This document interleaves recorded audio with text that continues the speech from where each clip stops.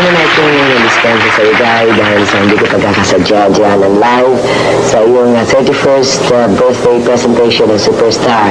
Talagang inano ko ito, sinadya ko itong i-tape ang aking pag-roast sa'yo dahil alam ko rin na mas gugustuhin mong nakatape ako kaysa nandyan ako ng live. Dahil baka mamaya pag nandyan ako, mamaya may masabi akong panayang careful mo, Ate Ludes. So, I decided na lamang finally na i-tape ko na lamang ito aking sasabihin with matching script para yung mga sasabihin ko tuloy-tuloy na. Alright?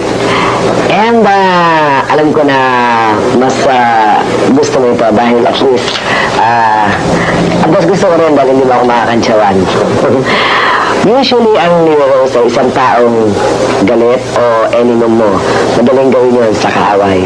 Pero kapag ito naging part mo, naging special at very close sa'yo, paano mo ito i-roast? Si Nora Honoro o si Guy ay isang espesyal na kaibigan para sa akin at naging bahagi ng aking nakaraan. At napakahirap yatang ihawin ang isang katulad mo, Guy. Una kitang nakita, Guy, kung yung natatandaan sa ABS-CBN, nagpapa-autograph ka nun kay Perla Adea. Nakaputi ka ng damit at saka naka-fishnet stockings ka ng puting-puti.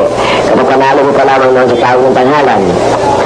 Nang magkita tayo uli ay sa GSIS building na sa may Arceros kung saan ako nagtatrabaho sa DCRM.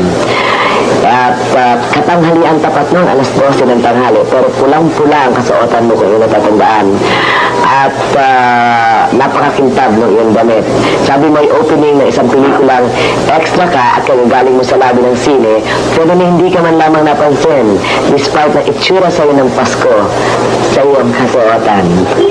Aaminin ko, Guy, na napakaswerte ko na natsyempohan ka na magkasabay sa pagpasok mo sa movies.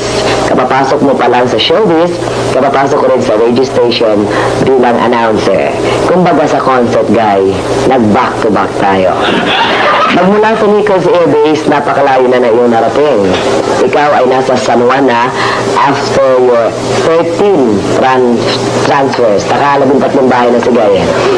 Balita ko, lilipat ka ulit pag bibili mo ang San Juan. Di ko alam kung totoo pa yun. And speaking of bahay, napakasarap mong dalawin sa bahay, Guy. Ikaw ang taong kapag dinalaw ay wala nang uwian. Laging dapat ang dadalaw sa iyo yung dalang toothbrush, mga gamit, mga personal na gamit dahil gusto mo sa iyo nagtatagal ang isang tao. At kung ang taong yun nadadalaw sa iyo o magtatangkang tumakas, it's either dalawa lang ang gagawin mo.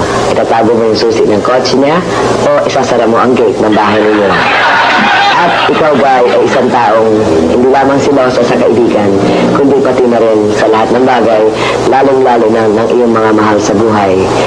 Kung yun natatandaan noon sa States, so nandun pa tayo, muntik na tayong ma-pick up ng negro dahil sa kasiselos mo.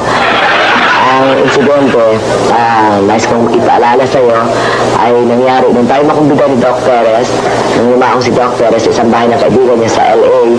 At pagdating natin sa bahay, maraming Amerikano nagkagulo kay Pip at gusto mo pakuha ng litrato with Tirso.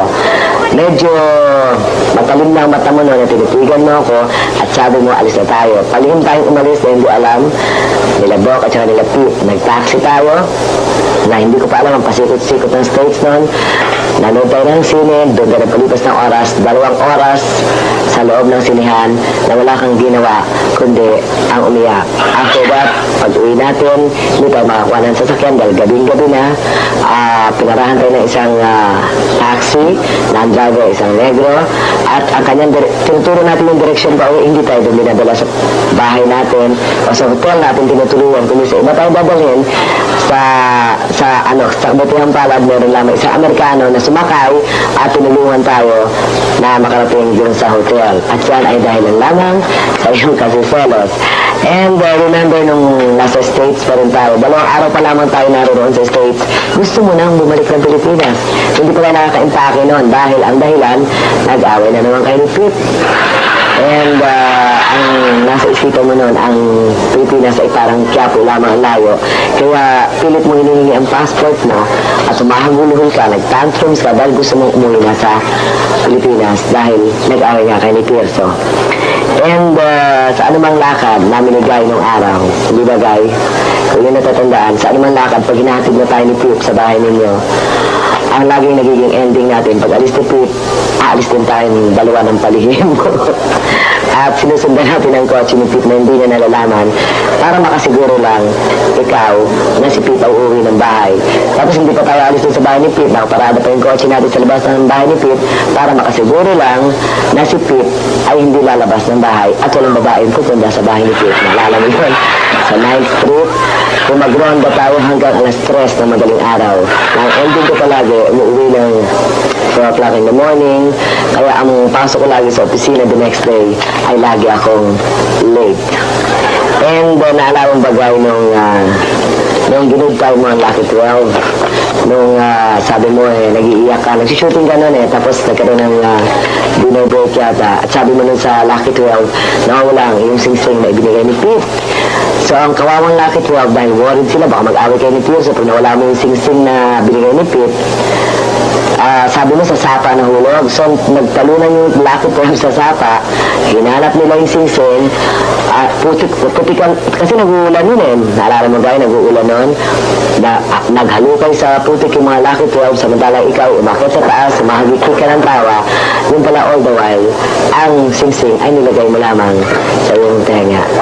And one more thing, with Guy, isang hindi ko nakakalimutan kay Guy, ako ang pinaka-close sa'yo ng araw. Nung araw, Guy, ako ang pinaka-close sa'yo. And yet, nung magpakasal kayo ni Boyet, I was the last person to know. Kung yun natatandaan, magkasama tayo the whole day, nung araw na yun, na without my knowledge, na the next day, ay pakakasal ka na pala sa tubig. Alala mo, sa bawang? Bawang laon yun. At anyway, marami pa akong memories with mga memorable moments with Nora na hindi ko basta makakalimutan. And marami tayong mga off the record na kwento, kailang alam na ni Gayong kung ano.